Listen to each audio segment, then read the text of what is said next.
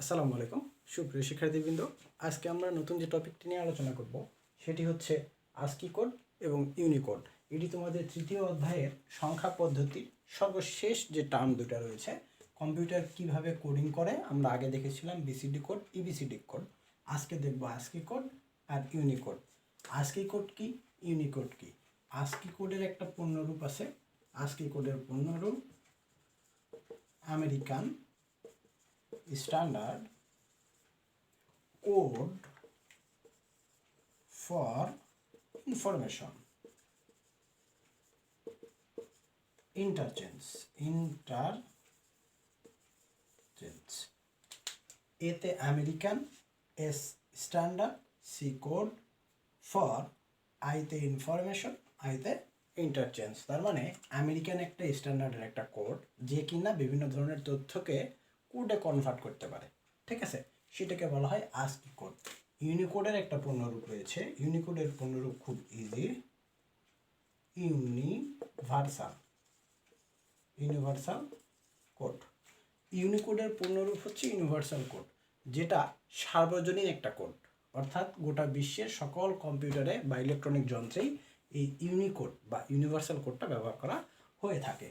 তাহলে আমরা first of all দেখি আস্কি কোডের পূর্ণরূপ দেখলাম আমরা American code for information interchange, standard code for information interchange, আর ইউনিকোডের মিনিং দেখলাম ইউনিভার্সাল কোড। আমরা এখন দেখি what is ASCII and what is Unicode. ASCII code দুই ধরনের হয়ে থাকে, আস্কি 7, আস্কি 8। এখন আমরা জানি আস্কি কোড কেন ব্যবহার করা হয়, ইউনিকোড কেন ব্যবহার করা হয়। কোড ব্যবহার করা হয় বিভিন্ন ধরনের চিহ্ন বা প্রতীক। কম্পিউটারে যে অক্ষরগুলো ব্যবহার করা হয় মানুষের বোধগম্য ভাষা, সেই অক্ষর বা চিহ্ন বা প্রতীকগুলোর আলাদা আলাদা কোড থাকে, স্বতন্ত্র কোড থাকে। সেই কোডগুলোকেই আসলে বিভিন্ন নামে অভিহিত করা হয়। তার মধ্যে একটি হচ্ছে আস্কি, ঠিক আছে? তো এই আস্কি 7 কি, আস্কি 8 কি? আস্কি 7 হলো যে কোডে 7টি বিট থাকে। আর কয়টা বিট?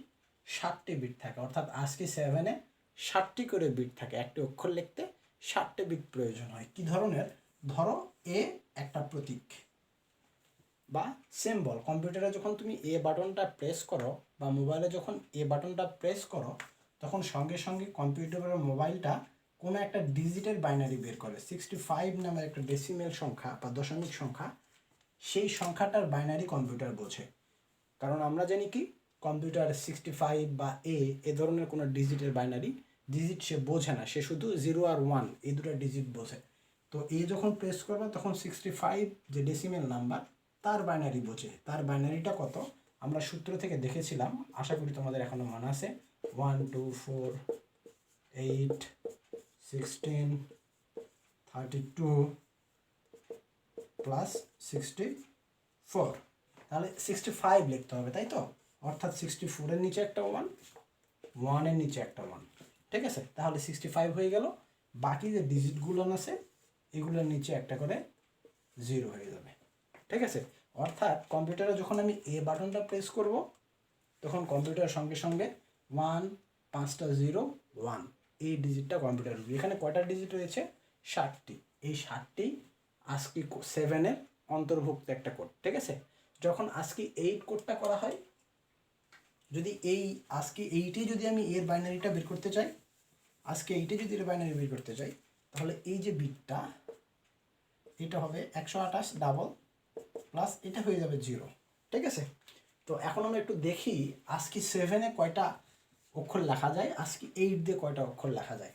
দেখো আস্কি 7-এ 7টা অক্ষর, তাই তো? এই যে এই 7টা, এই 7টা একটু যোগ করে দেখো কত হয়। দেখো এই কয়টা যোগ করলে হয় 127 পর্যন্ত, ঠিক আছে? যোগ করে দেখবা 64 32 16 8 4 2 1 এগুলো যোগ করলে হয় 127টা। অর্থাৎ 0 থেকে 127 পর্যন্ত এই 128টা ডিজিট আস্কি 8 দিয়ে এই কটা অক্ষর লেখা যায়। কিভাবে লেখা যায়? 2n সংখ্যক অক্ষর লেখা সম্ভব। এই n এর মানটা কত? এই 7। আজকে 7-এর মানটা হলো n, অর্থাৎ বিট সংখ্যা কয়টা, ঠিক সিমিলারলি আজকে 8-এ এখন হিসাব করো, আজকে 8-এ কি এই পর্যন্ত না 8টা, তো এটা যদি হয়ে থাকে তুমি একটু যোগ করে দেখো কত হয়। এই পর্যন্ত ছিল 127 আর 128, এইটা দিয়ে হয় 255, অর্থাৎ 0 থেকে 255 পর্যন্ত, তাহলে ডিজিট হলো 256টা, অর্থাৎ আজকে 8-এ ডিজিট আসে, অক্ষর লেখা যায় 256টি অক্ষর, আলাদা অক্ষর লেখা যায়। আজকে 7 দিয়ে কয়টা অক্ষর লেখা যায়?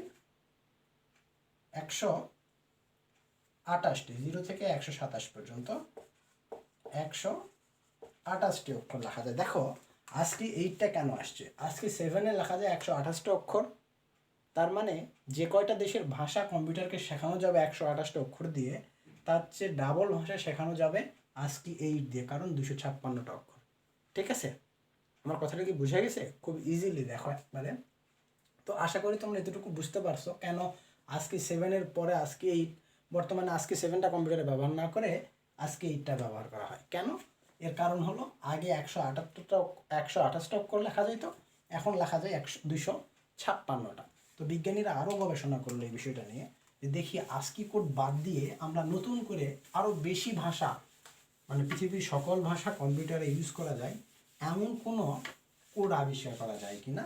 সেই ফলশ্রুতিতেই বিজ্ঞানীরা মূলত ইউনিকোডটা আবিষ্কার করেছে। ইউনিকোডের পূর্ণরূপ ইউনিভার্সাল কোড, তার মানে সার্বজনীন একটা কোড, অর্থাৎ পৃথিবীর সকল দেশের ভাষা যে অক্ষরগুলো থাকে সব অক্ষরগুলাই ইউনিকোডের অন্তর্ভুক্ত করা সম্ভব। কিভাবে?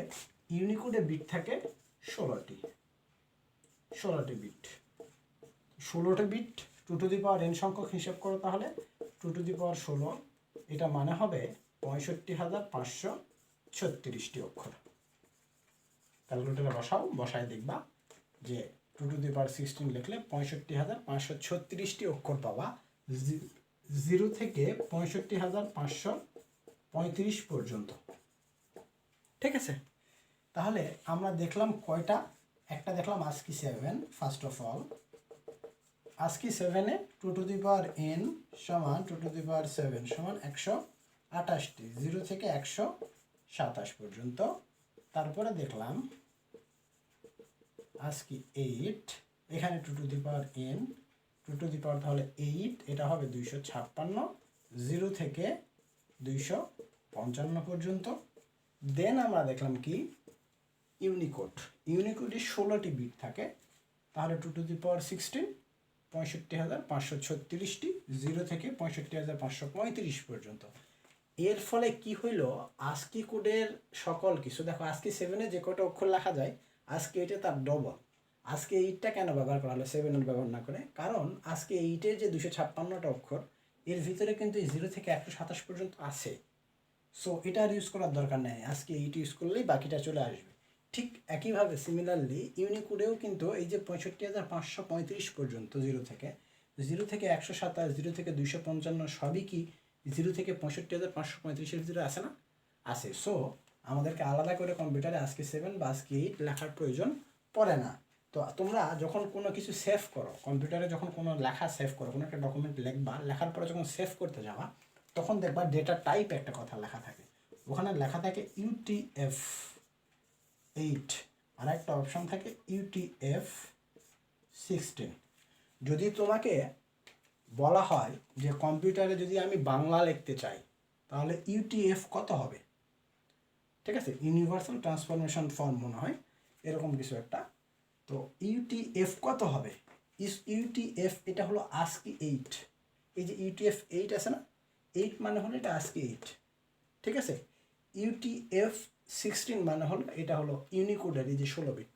অর্থাৎ UTF-8 যখন কম্পিউটারে কোনো একটা কিছু লিখে সেভ করতে যাবা, যখন UTF-8 ডেটা টাইপ সিলেক্ট করে রাখবা, নিচের দিকে দেখবা, তাহলে কম্পিউটারটা বাংলা লেখা বুঝবে না, কারণ আজকে 8-এর ভিতরে বাংলা লেখাটা ছিল না, বাংলা লেখাটা অন্তর্ভুক্ত হয়েছে ইউনিকোডের ভিতরে। ঠিক আছে, সো UTF লিখে কোনো একটা বাংলা লেখা যখন লিখবা, তুমি যখন প্রোগ্রামিং করতে যাবা বা HTML কোড যখন লিখবা, তখন দেখবা HTML-এ বাংলা লিখবা, ওয়েব পেজে বাংলা দেখাবে না, বক্স বা ডট দেখাবে। তো এই সমস্যাটা সমাধান করার জন্য এরকম একটা কোশ্চেন আসে যে ইউটিএফ কত দিলে বাংলা লেখাটা ওয়েব পেজে দেখা যায়, ইউনিকোডে লিখতে হয়, ঠিক আছে। তো ইউনিকোডের জন্য ইউটিএফ 16 ইউজ করতে হয়, আর আজকি 8-এর জন্য ইউটিএফ, এটা বাই ডিফল্ট কম্পিউটারে ইউজ হয়। যখন আমরা ইউনিকোডে কোনো কিছু লিখি তখন অটোমেটিকলি ইউটিএফ 16টা সিলেক্ট হয়ে যায় কম্পিউটারে, যদি তুমি অভ্র ইউজ করো তাহলে, ঠিক আছে। তো আশা করি তোমাদের আজকি কোড ইউনিকোড নিয়ে কোনো সমস্যা নেই। কেন আজকি কোড ব্যবহার করা হয়, কেন ইউনিকোড ব্যবহার করা হয়, কেন কোনটা আসছে। তাহলে সবার প্রথমে যে কোডটা আসছিল সেটা ছিল বিসিডি, আফটার দ্যাট আসলো ইবিসিডি, ইবিসিডিকের পরে আসলো আস্কি কোড, আস্কি কোডের প্রথমে ASCII 7, then ASCII 8, and now Unicode. ইউনিকোডে 16টা বিট থাকে, এগুলো মনে রাখবা, ঠিক আছে। খুবই ইম্পর্টেন্ট কোয়েশ্চেন, এগুলো শর্ট কোয়েশ্চেন আসে। তারপরে আর একটা বিষয় আসে যে ইউনিকোডের পূর্বে বহুল ব্যবহৃত কোড ছিল কোনটি। প্রথমে বিসিডি কোড, তারপরে আস্কি, তারপরে ইউনিকোড। তাহলে ইউনিকোডের পূর্বে বহুল ব্যবহৃত কোড ছিল কোনটি? আস্কি। এই আস্কি কোডের কোনটাই? আস্কি 8, ঠিক আছে। যদি তোমাকে বলে ইউনিকোডের পূর্বে বহুল ব্যবহৃত বা জনপ্রিয় কোডটি ব্যাখ্যা করো বা বিশ্লেষণ করো, প্রথমে তুমি লিখবা ইউনিকোডের পূর্বে বহুল ব্যবহৃত কোডটি আস্কি। আস্কি এর পূর্ণরূপ American standard code for information interchange. ASCII code দুই ধরনের, আস্কি 7, আস্কি 8। আস্কি 7-এ 7টি বিট থাকে, যার সাহায্যে আমরা 0 থেকে 127 পর্যন্ত মোট 128টি মৌলিক অক্ষর লিখতে পারি, ঠিক আছে। অপরদিকে আস্কি 8-এর সাহায্যে আমরা 0 থেকে 255 অর্থাৎ 256টা মৌলিক অক্ষর এর কোড লিখতে পারি, ঠিক আছে। কথাটা কি বোঝা গেছে? এতটুকুই। তো আশা করি তোমরা আজকে কোড ইউনিকোড নিয়ে তোমাদের আর কোনো সমস্যা থাকবে না, খুবই ইজি কোশ্চিন। তো যাই হোক, তোমাদেরকে অসংখ্য ধন্যবাদ সাথে থাকার জন্য, লেকচারটি খুব ভালো করে বোঝার জন্য অসংখ্য ধন্যবাদ। ভালো থাকবে, আল্লাহ হাফেজ, আসসালামু আলাইকুম।